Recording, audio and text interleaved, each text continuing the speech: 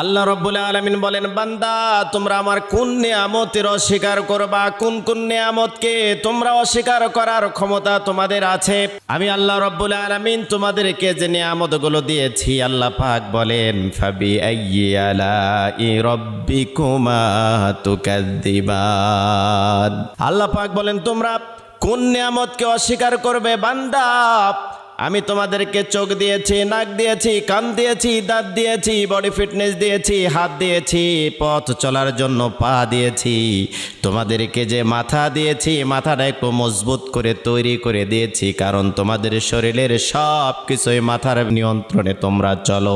মাথাটা এই জন্য আমি আল্লাহ মজবুত করে দিয়েছি। তোমাদের সৃষ্টির আগে আমি কত চিন্তা করেছি বান্দা তোমাদেরকে নিয়ে। বান্দার কোথায় কোন জিনিসটা, কোন অঙ্গটা দিলে বান্দা নিরাপদে থাকবে, মাথাটা এই জন্যই মজবুত করে দিয়েছি। উপর থেকে যদি কোনো শক্ত কিছু মাথায় আঘাত করে, মাথাটা যেন নষ্ট না হয়ে যায়, মাথাটা যাতে ফেটে না যায়। এই মতো অবস্থায় আমি আল্লাহ তোমাদেরকে যেখানে যা প্রয়োজন সেই নিয়ামতটা তোমাদেরকে দিয়েছি।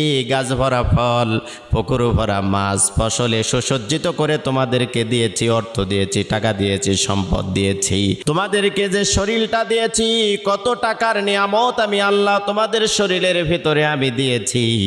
এরপরেও তোমরা কোন নিয়ামতকে তোমরা অস্বীকার করবা? যদি অস্বীকার করো, তোমাদের নিয়ামতটাকে আমি বন্ধ করে দিব।